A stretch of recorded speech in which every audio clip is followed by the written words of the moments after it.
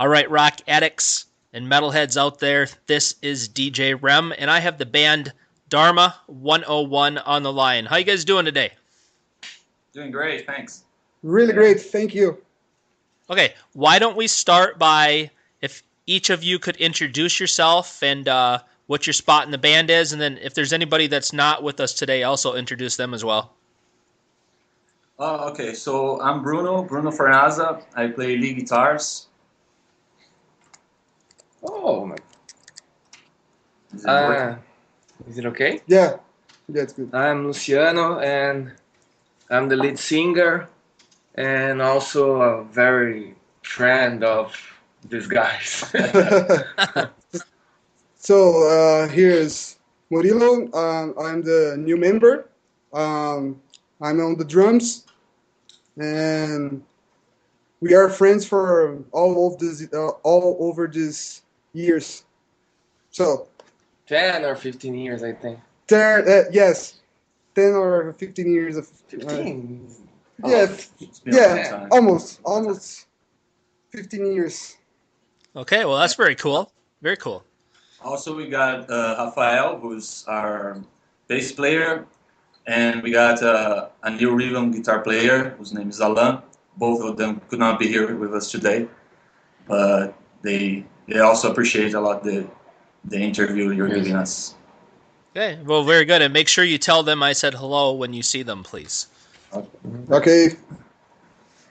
Okay, so how long has Dharma 101 been around as a band? Well, as a band, not that long ago. The project started with me and Luciano somewhere around 2009. We've been playing together for many, many years, as we said. And we always talk about like we had to start writing our own material. And somewhere around 2009, 2010, we started doing that. But for those first 2 or 3 years, we took it mainly as a project, not a band. Then we released our first album, and since then we've been trying to put the band together, make as many gigs as we can, and really consolidate the thing as a band, not a project. Okay, very cool. And then, so back when the band actually got started, who started the band and what got everything going? Well, me and Luciano, we started a thing. We got a couple of friends of ours to record the instruments for the album. We got a friend Kiko to play drums, and Felipe Andreoli, who plays bass in Angra, a big metal band here in Brazil. And they both helped us to record. But soon after that, we started calling them, see if they could join us live. Unfortunately, Felipe could not, but Kiko played with us for a long time. And also we got our friend Rafael to play the bass, and Guilherme Bolini from Eclipse. I bet you know him. He played like all the gigs we played till now. He helped us to play the rhythm guitar, but now we had to let him go because he got so many stuff going on with his own band. Right. But he helped us a lot in the beginning. And now we got Murilo on drums and our other new guitar player, Alan. And we're really excited now. We think we got the right guys now to make it really happen as a band. All these guys really want to join us. They like the music, so that's what matters. Okay, very good. So what is going on with you guys right now? Is you guys have any live shows or anything coming up? You want to take this one? Carry on. I guess we got a couple gigs coming up. I guess April, but there's always something that show up like 1 week away. There's always something, some new concerts that come along. But we came from a period now that we could not schedule any concerts because all the stuff that the former members could not do for us. And since we are not really making any money with the band, we could not like push them to do it. So we had to take like a couple of months just to get the new guys all set in so we could start scheduling new gigs. Right. Okay. Well, that makes sense. Well, good luck, and wish you guys the best with all of that. All right, thanks, man. Yeah, thanks. So how often are you guys getting together and practicing right now then? Well, we're gonna start Today? to rehearse again this week. But since we could not, we didn't have like a fixed drummer and a new guitar player, we did not rehearse for like the past 3 months, I guess. But when we were playing, When was the last concert? I guess we played last. I guess it was November last year. Sebastian Bach? Yeah. Oh. So I guess our last concert was somewhere around November, early December. But for now, we really, I really believe that now we're gonna be able to really make it constant rehearsals and schedule more gigs since our new members have more time to put in for the band. Yeah, very good. And it sounds like you guys are eager and ready to get going, so that's good. Yeah, exactly. Yeah. Okay, and where do you guys practice at? Do you have like some designated practice space somewhere? No, we do not have our own, but here in our city there's plenty of rehearsal studios to rent. Like you schedule like a couple of hours, maybe 3 hours, and some of those studios belong to friends of ours, so it's fairly easy to schedule every week the same time. Yeah, well, it always helps to have friends, you know. Yeah. I mean, a lot of the stuff that we already accomplished with the band has a lot to do with friendship and people helping us out. I would probably waste like 15 minutes of the show just talking about how many contributions we had from friends to make everything happen till now. Very good. Okay, here's a question for each of you. What influences did you have in your life growing up, and even today, that got you into music and made you want to do something like this? So, start. So, Am I the I only don't one know. talking here? Yeah. Goddammit. Yeah. Yeah. Well, for me, I would say like traditional rock and roll, like older bands like Beatles and Rolling Stones when I was really young. But soon after that, I started listening to heavier stuff like Alice Cooper and Aerosmith, Guns N' Roses. Those are the main bands that really influenced me to play guitar and write my own music.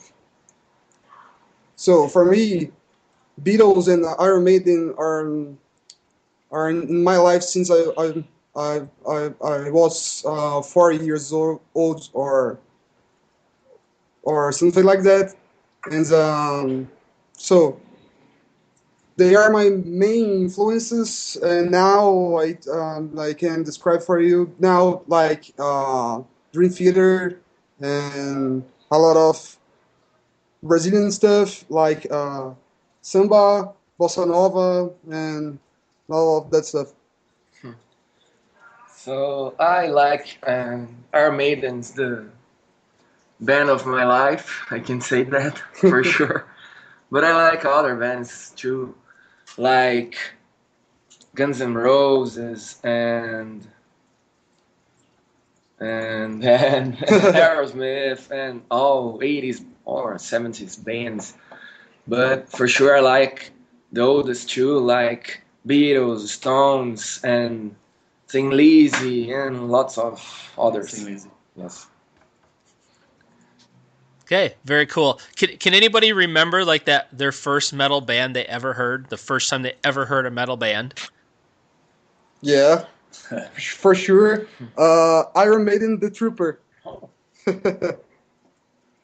Yeah, I remember I was, I guess, 7 years old, and my dad brought home the VHS for Terminator 2, and there's You Could Be Mine on the Edward soundtrack. Furlong on the motorcycle Yeah. running over the city. What's the name of the guy? John Connor. Connor, yeah. John Connor. John Connor is fixing his bike and listening to Guns N' Roses. That moment is really fixed in my mind.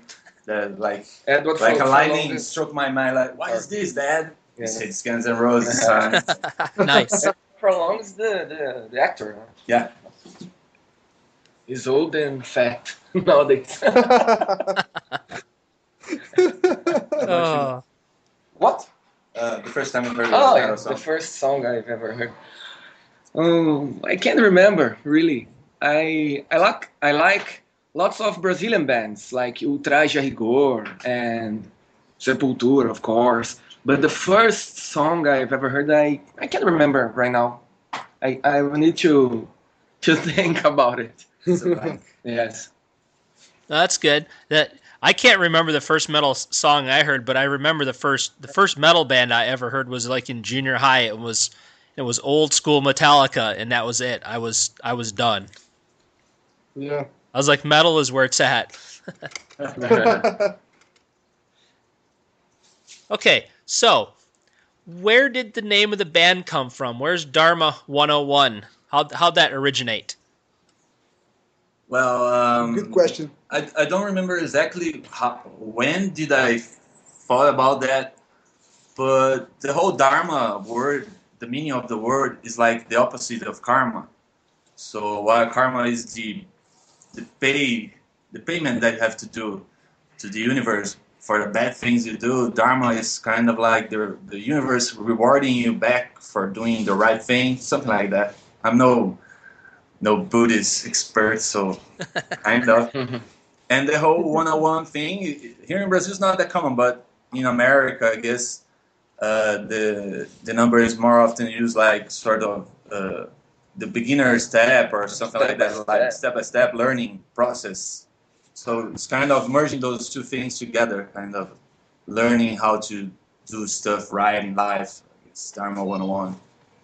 Very cool. Thank you. I tell you what, I'm going to quit talking about karma. I just want Dharma, man. That's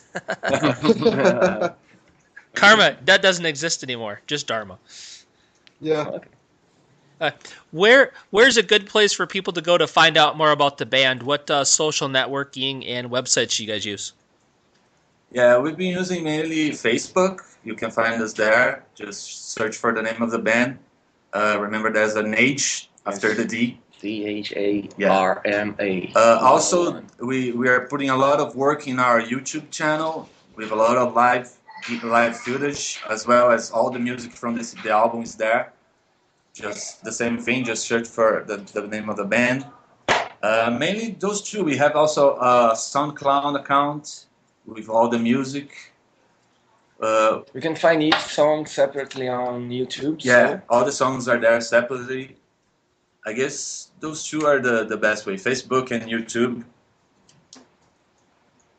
Okay, very cool. And as far as the album goes, I like the title too, "Beautiful Karma." Very fitting.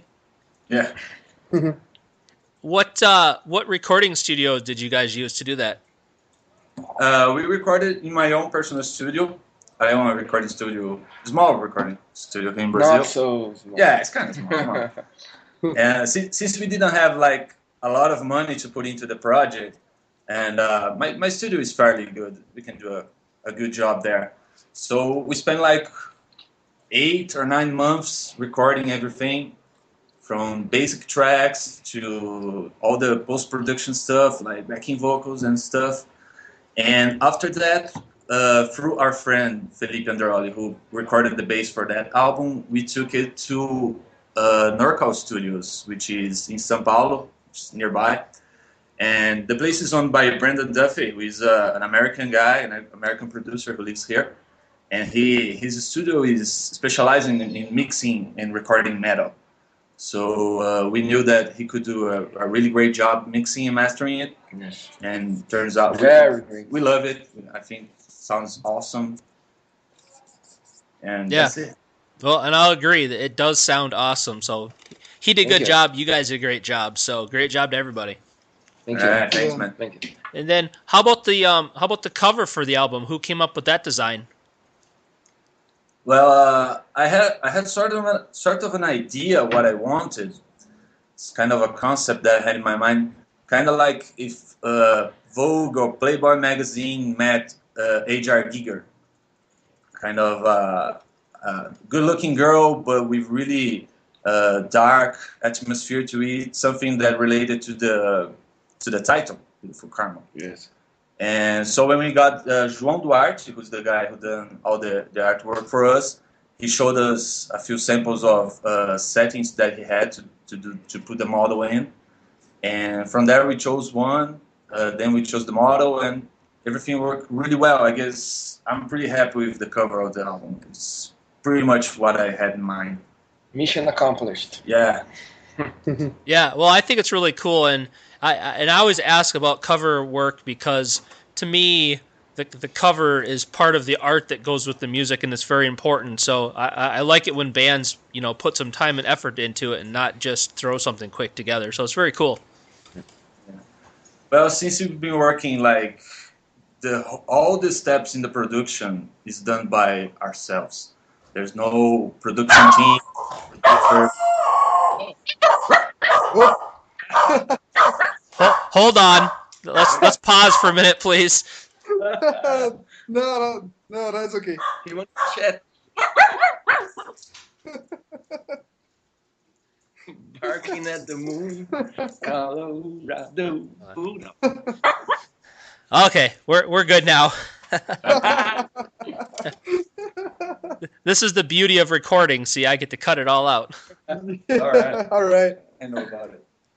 All right, where were we at? I forgot. We're here.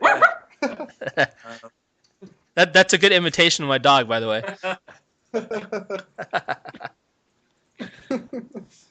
Okay, let's moving on. Here, another question for each of you. If I grabbed your iPod or MP3 player, however you like to listen to music, what bands would I find you listening to right now? So, what bands I'm listening right now?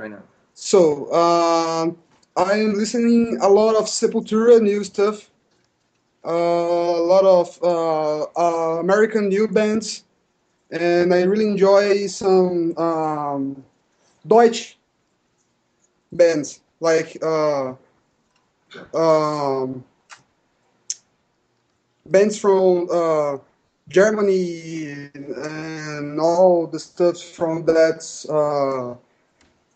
country. Yeah, it's crazy stuff, but I'm really enjoying.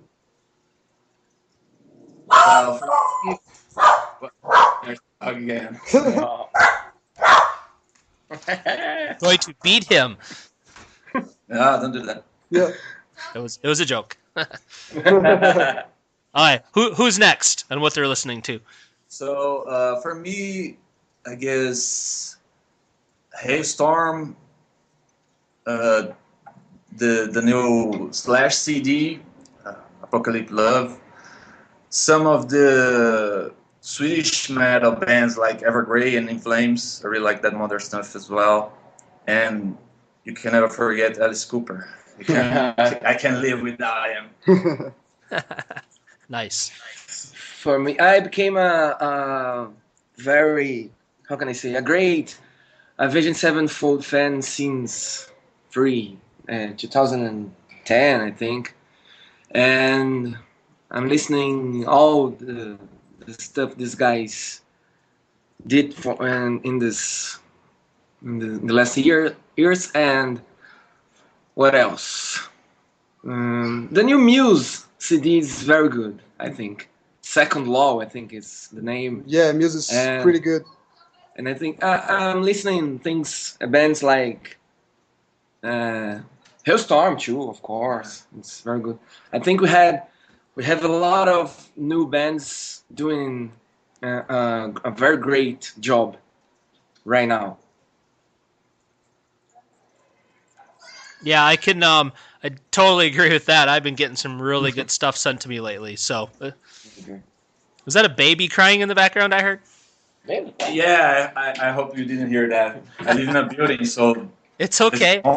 I got dogs barking. You got babies crying. You know. It's not our baby though. Oh. So I have a band for you guys to check out, and I'll send you the link on Facebook after. But they're called Enslaved Mirror, and they're from Germany, I believe, and they are amazing, very technical. Yeah. So I'll send you a link to them later. All right. Yeah, this band is pretty awesome. You know it? Yeah. All right. Yeah, I have a friend that he's very particular and picky, and I send him bands all the time, and he's like, yeah, they're okay. And I sent him those guys, and he like contacted them and ordered their CD like through like a money wire transfer. Oh, okay. All right. There's a true fan right there. Yeah. Yeah, exactly. I know, right? Okay, so how do you guys define success for the band? You know, where do you hope to take this? Well, I guess what I really want to do is just to keep the thing going. Like, continue to record, continue to play gigs. As time goes by, of course, we all want the band to succeed and to be able to play better gigs, to have more fans. But the main thing for me, and I know for Luciano is the same, because that's how we formed this band, is just to write the music that we love the way we want it, to be free to do it. And as much as we can get from there, that's like a huge profit for us. Very good. And I wish you guys the best of luck for sure with all that. Thank you. Thank you. So, what do you think sets Dharma 101 apart from all these other great bands that are out there trying to kind of make a name for themselves as well? You know, when you guys are doing live shows, why should people come see you, and why should they, check out the album? Well, for the album, I guess the main thing is the fact that we don't restrain our songs when we are writing them. We let them flow. We let them be the way kind of is like they want to be. So sometimes one song will be heavier and more and modern. The other one will have like a sort of Dark and punk rock. rock feel to it, and the other one will sound like classic rock. But we try to keep it all under the same sound. But we let the songs be exists on their own universe, and I guess that's a really cool part about our project, about our band. I mean. And for the live concerts, I guess it's just because we really let the classic rock and roll feel to it. We don't do too much of like how do you say it, man? What's the word? Theatrical stuff. Yes. We just get on there, We play. just let the song speak for. Play our hearts out. Yes. And have a lot of fun. If there's 2 people watching or like 100, that's the cool part. If they are cheering with us and enjoying themselves, the energy flows much higher, and we really rock out better. All right. Nice. Okay, now is time for the most important questions of the interview, so I hope you guys are ready. All right. We are. Now, you guys haven't done a live show together with your whole new lineup, so this might not be a easy question to answer, but we're gonna try. Who in the band do you think is gonna spend the most time in front of a mirror before you guys do a show? Bruno, for sure. Come on. Just because I want to say you. Come on. Quicker. Faster. That's awesome. Opposite is you. All right, Bruno, it's the mirror man. Yeah, I can't speak for Murilo or Alan, but I would have to say it's Luciano for sure. I cut my hair, bro. I still think it's Bruno. Long hair, guys. Not anymore. I made my peace with the way I look, so I don't try to change it. Okay. All right. Is there anything else you would like to say about the band that I have not asked? Anything you want to make sure the fans know about you guys? Well, let's see. I guess the main thing for a independent band like us is just that we really need the support from everybody, our fans, and our friends that like our music, and even those friends that do not like. We really need the support from everybody. So, like I said, from the beginning, everything that happened to this band happened because we had a whole lot of friends that really wanted to help us make it happen.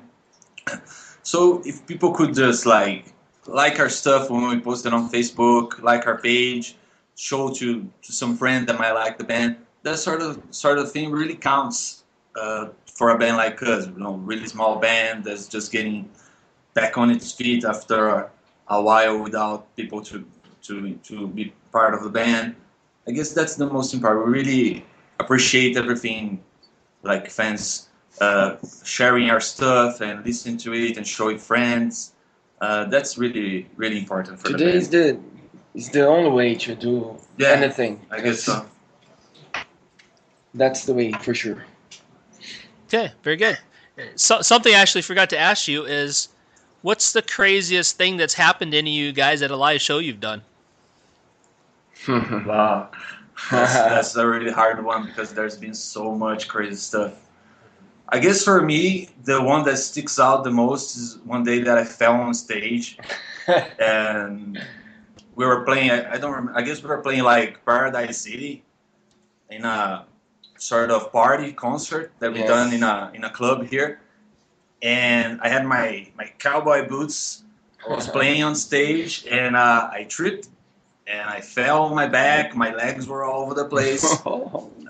So it's not the craziest thing, but definitely the most embarrassing.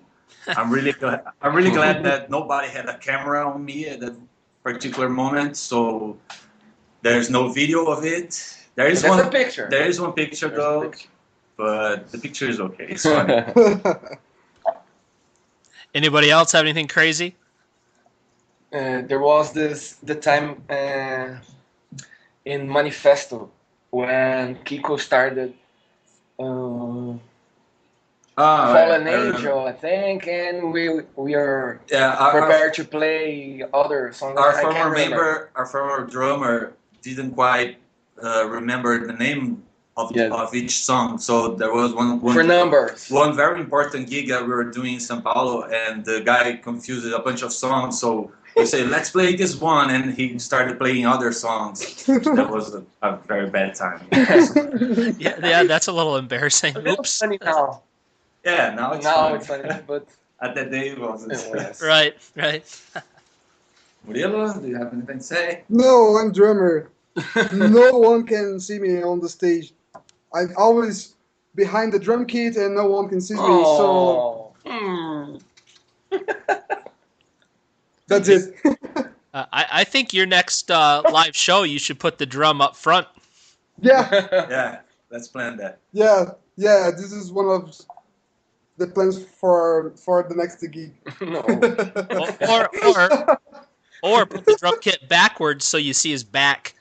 Yeah. Yes. Yeah. Uh-huh. Yeah, it's a possibility. Well, I've actually seen some bands, they put the drum kit like sideways so you can actually see the drummer. Yeah, like Mike Portnoy. He's doing that. Or we can get that